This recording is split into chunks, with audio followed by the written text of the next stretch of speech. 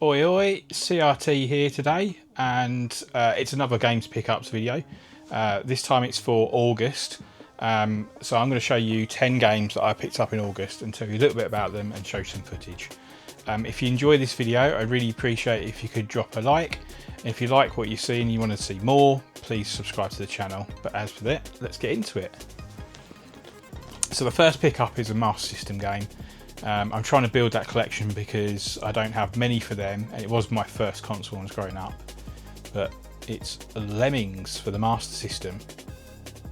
Now, if you've not played Lemmings before, it's a pretty fun, tongue-in-cheek puzzle game where essentially you have to save the lemmings and get them from exit to entryway across various pitfalls, traps, and basically landscape environment problems. And the crux of the issue is that the lemmings just walk forward, and they will literally walk to their death, whether it's they fall off a cliff, jump into a lava pit, and it's your job to stop them. Now, the whole premise of the game is you can give each lemming a job. So whether that be a blocker, a digger, a bridge builder, and the idea is that you have to assign a job to each lemming to get you across to the finish line. So for instance, one of the very early levels is they just literally walk across the edge and fall, and because of the height they will die. And essentially you can give each one a parachute. So as they jump off the cliff, as they start to fall down, a parachute will open up, they will float down and then walk into the exit. And the levels get progressively harder and difficult, but it's a very simplistic game in its explanation, but it can be dangerously difficult later on. But yeah, Lemmings for the Master System. Give that a go. Okay, next up is some Xbox 360 games. So the first one is called Overlord 2. The best way to describe this is Pikmin, but Captain Olimar's got a sword. That's the best way of describing it. Is you collect different types of minions, they have different abilities, much like Pikmin, and you have to progress through the level, killing things with your minions. But the difference is that you can also jump into combat as well because you've got a sword. It's a pretty funny game, it's very tongue-in-cheek.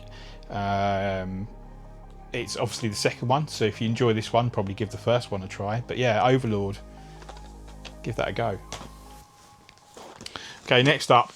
Now, I worked for GameStation back in the day, and this title came out while I worked there, and there was loads of hype for it because this was the first Toys for Game that I ever came across, and this is Skylanders Spyro's Adventure.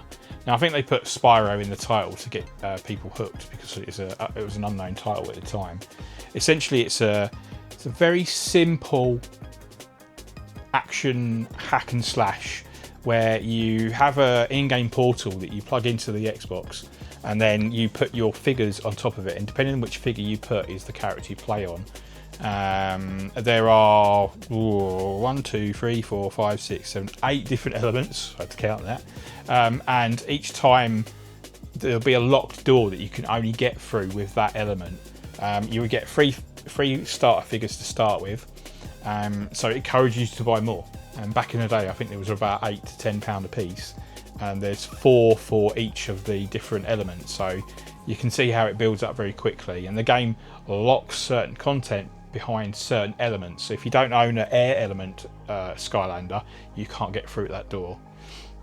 Now, I really enjoy the game. It's simplistic in its playthrough. You basically kill things, collect coins, upgrade abilities.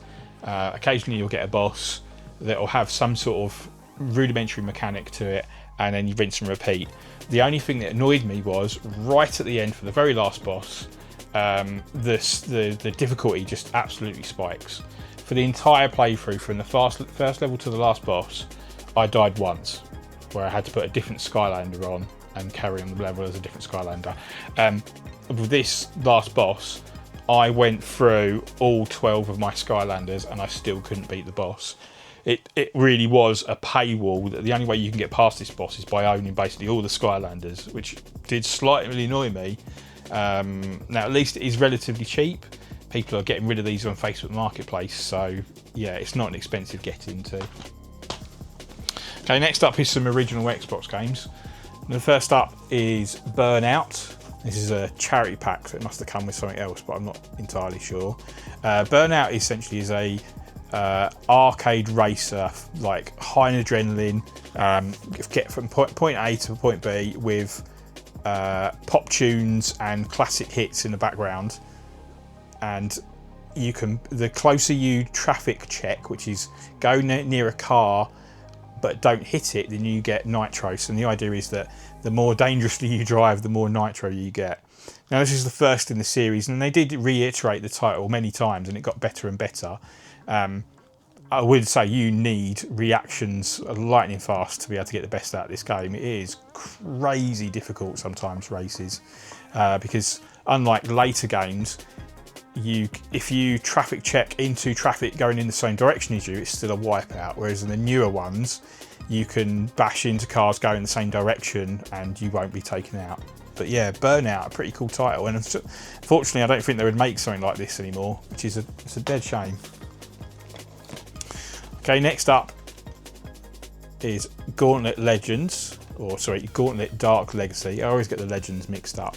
Essentially, this is a arcade hack and slash, and it's a bit of mix between lots of different versions that have already come out. So the N64 version, the arcade version, the Dreamcast version. It's sort of like a best of all into one. Essentially, it's the same premise. You can select 4 different characters, and each of them have their strengths and weaknesses, and you just have to go through each of the areas killing everything, and baddies will carry on spawning through spawn points. So it's the idea is you have to work your way through them, kill the spawn point, going through the levels, and there's different power-ups you can collect, bosses you can defeat. I really enjoyed this. It's very much an arcade hack and slash, good to pick up for half an hour play, come back to it. But yeah, Gauntlet Dark Legacy, give that a go. It's on multiple platforms as well. Okay, the next one is a film tie-in. Dun dun dun, and it's King Kong. Now, normally these games are a recipe for disaster. Anything that's got a film tie-in is terrible, generally. But this is the first time where actually the game is pretty good. Now, it's a first-person title, and essentially it follows the film very closely, where you land on the island, you discover King Kong, and then you end up going back to New York. Spoilers. But it's a really cool game. You basically shoot dinosaurs, you get weapons, you get melee weapons, but they slowly deteriorate. And yeah, graphically, it's pretty impressive for an original Xbox game. They did port it to 360, but I've not played that version. I've only played the original Xbox one. But yeah, if you liked the film, you can't go wrong with this game, and it's actually a pretty good game for a film tie-in. Okay, the next one I purely picked up because of the title. I've honestly never seen such a crazy title in my life. It is called Alarm for Cobra 11 Volume 2 Hot Pursuit. Honestly, with a name like that, I just need to pick it up. It was £1. It's, after playing it and doing a little research, essentially it's based off of a TV show in Germany, where it follows the German police force that specialise in car crime, essentially. There was over 350 episodes, so it was crazy popular. This game is definitely built on a budget, but it falls into that category of it's so bad it's good. Like for instance, the physics, the car. If you crash or go off a ramp, it just literally crashes to the ground. It's heavy physics. It controls pretty well. There are limited collections, so you can collect nitros or mechanic bits to repair your car. It's got a pretty good soundtrack. I think it's definitely of the era. It is crazy difficult though. If you're not at the front by the first couple of turns, it's really difficult to overtake, because as the nitros is collected, it disappears off the track. So unless you're the first one to collect it, you can't get it.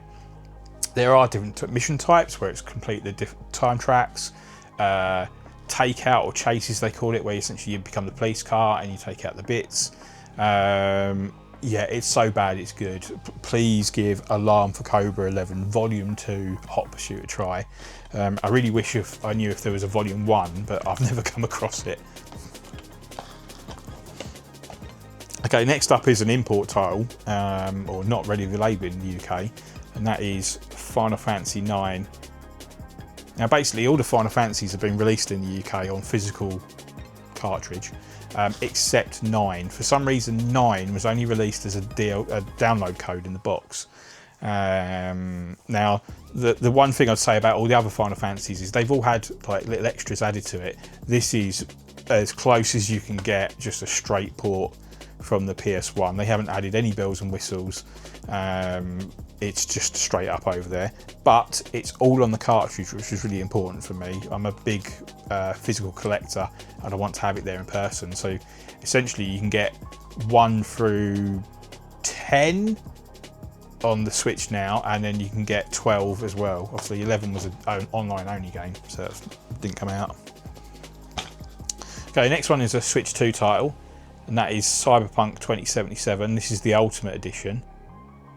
Now, I'll be honest, I've got a Switch 2. I wasn't that much impressed with it. Most of the games just felt like a slight upgrade to original Switch hardware. This was the first title where I was like, okay, I can see the power of the Switch. I can see where that extra money has gone and it's worth it. Yes, does this look as good as the PS5 version or an Xbox version? No, but this is portable. You can take it on the go. And the other big thing for me is, again, as a big physical collector and wanting to have everything on the cartridge, the Phantom DLC is already on this cartridge. So it's no download code, it's all there. And this was my first playthrough. I know it's been out years, but I never touched it. I never played it on the PS4, never played it on the PS5. This was it. So yeah, Cyberpunk, give that a go. You won't be disappointed graphically. Okay, and the last one, last pickup, is Clair Obscura Expedition 33. Now this is my game of the year, and I know it's already been nominated for the game of the year, but this is my favourite game so far that I've played all this year. This is a JRPG from an ex-Ubisoft team, and this is the first game in a long time where it pulled some real heartstrings for me. If you don't get emotional way of playing this, then you are a better person than me, because this really brought a tear to my eye. Great JRPG, turn-based mechanics. They've added in some quick time events, which if you don't like, you can switch off, but if you do, it really adds a little bit of flair in it, but extra to the title. The voice acting is amazing. The music is great, and at the right times it plays the right type of music. I haven't found a song that I didn't enjoy. The storytelling is amazing. This story is the best story I've come across in an RPG for a long time, and the character building, just everything is lovable about it.